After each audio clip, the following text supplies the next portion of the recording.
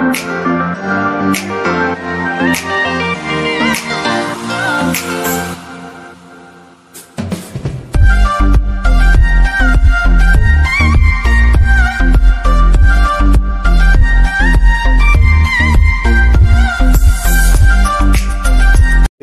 ನಿಬ್ಬಾಣ 68ನೇ ವರ್ಷದ್ದು ಈ ವರ್ಷ ನಡೀತಾ ಇರುವಂಥದ್ದು. ಇದರಲ್ಲಿ ನಾವು ಮಾತ್ರ ಪಾಲ್ಗೊಳ್ಳೋದಲ್ಲ, ಮಾನವೀಯತೆ ಇರುವಂಥವರು ಮತ್ತು ನಾವು ನಾಗರಿಕರು ಅಂತ ಹೇಳ್ಕೊಳ್ಳುವಂಥ ಪ್ರತಿಯೊಬ್ಬ ನಾಗರಿಕರು ಕೂಡ ಇವತ್ತಿನ ಪಾಲ್ಗೊಳ್ಬೇಕು. ಯಾಕಂದರೆ ಆ ಮಹಾನ್ ತ್ಯಾಗಮೂರ್ತಿ ನಮಗೋಸ್ಕರ, ಈ ಸಮಾಜಕ್ಕೋಸ್ಕರ, ಪ್ರಬುದ್ಧ ಭಾರತಕ್ಕೋಸ್ಕರ, ಸಾಮಾಜಿಕ ನ್ಯಾಯಕ್ಕೋಸ್ಕರ ಬರೀ ತಾನು ಮಾತ್ರ ಸಾವುದಿಲ್ಲ, ಇಡೀ ತನ್ನ ಕುಟುಂಬವನ್ನು ಸವಿಸಿ ಇವತ್ತು ನಮಗೆ ಪ್ರಜಾಪ್ರಭುತ್ವವನ್ನು ಕೊಟ್ಟಿರುವಂಥದ್ದು.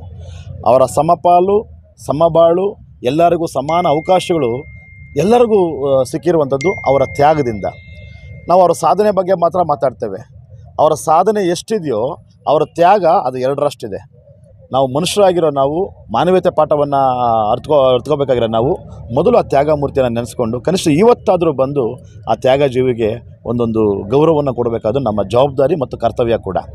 ಮತ್ತು ಈ 68ನೇ ವರ್ಷದ ಈ ಒಂದು ಮಹಾಪರಿನಿಬ್ಬಾಣದಿಂದೊಂದು ಅವರು ನಾನಕ್ ರತ್ತು ಅವರಿಗೆ ಕಡೆಯದಾಗ ಒಂದು ಸಂದೇಶ ಕೊಟ್ಟರು. ರತ್ತು, ನಾನೇನು ಅಂದ್ಕೊಂಡಿದ್ನೋ ಅದನ್ನು ಕಾಣದಂಗೆ ನಾನು ಹೋಗ್ತಾ ಇದ್ದೀನಿ. ನನ್ನ ಆರೋಗ್ಯ ಸಮಸ್ಯೆ ಅಷ್ಟು ಕ್ಷೀಣಿಸ್ತಾ ಇದೆ.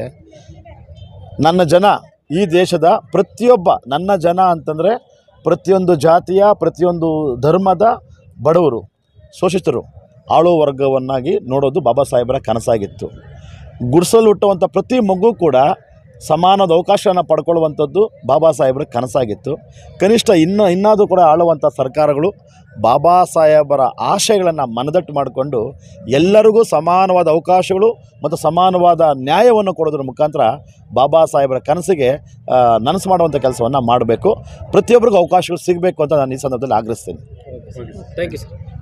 ಪ್ರಜಾಪ್ರಭುತ್ವ ವ್ಯವಸ್ಥೆಯಲ್ಲಿ ನಾವೆಲ್ಲ ಕೂಡ ಇವತ್ತು ಬಾಬಾ ಸಾಹೇಬರ ಮಹಾಪರಿನಿಬ್ಬಾಣ ದಿನದಂದು ಸಂಕಲ್ಪ ದಿನವಾಗಿ ಆಚರಣೆ ಮಾಡ್ತೀವಿ. ಸಂಕಲ್ಪ ಏನಪ್ಪ ಅಂದರೆ ನಾವೆಲ್ಲರೂ ಅವ್ರಿಗೆ ಮಾತು ಕೊಡಬೇಕು. ಬಾಬಾ ಸಾಹೇಬ್ರೆ, ನೀವು ಕಂಡಂಥ ಪ್ರಬುದ್ಧ ಭಾರತವನ್ನು ಕಟ್ತೇವೆ, ಸಮಾಜವನ್ನು ಕಟ್ತೇವೆ, ಸಾಮಾಜಿಕ ನ್ಯಾಯವನ್ನು ಸ್ಥಾಪನೆ ಮಾಡ್ತೇವೆ. ಆ ಮುಖಾಂತರ ಪ್ರಬುದ್ಧ ಭಾರತದಲ್ಲಿ ಎಲ್ಲರೂ ಕೂಡ ಸಮಾನವಾಗಿ ಬದುಕ್ತೇವೆ ಅಂಥೇಳಿ ನಾವೆಲ್ಲ ಶಪಥವನ್ನು ಮಾಡಬೇಕು, ಸಂಕಲ್ಪ ಮಾಡಬೇಕು.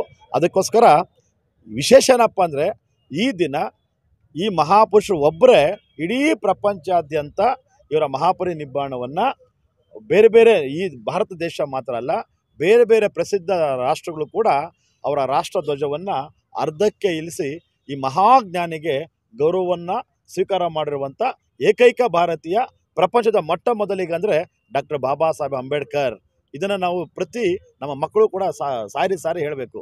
ಅವರ ಸಾಧನೆಯಿಂದ, ಅವರ ವಿದ್ವತ್ತಿಂದ ಹೆಚ್ಚಾಗಿ ಅವರ ತ್ಯಾಗದಿಂದ ಅವರು ಇಡೀ ಪ್ರಪಂಚದಲ್ಲಿ ಇವತ್ತು ಮನೆ ಮಾತಾಗಿರುವಂಥದ್ದು. ಅವರ ತ್ಯಾಗವನ್ನು, ಅವರ ಬಲಿದಾನವನ್ನು, ಇಡೀ ಅವ್ರ ಕುಟುಂಬದ ಬಲಿದಾನವನ್ನು ನೆನೆಸ್ಕೊಳ್ಳೋದು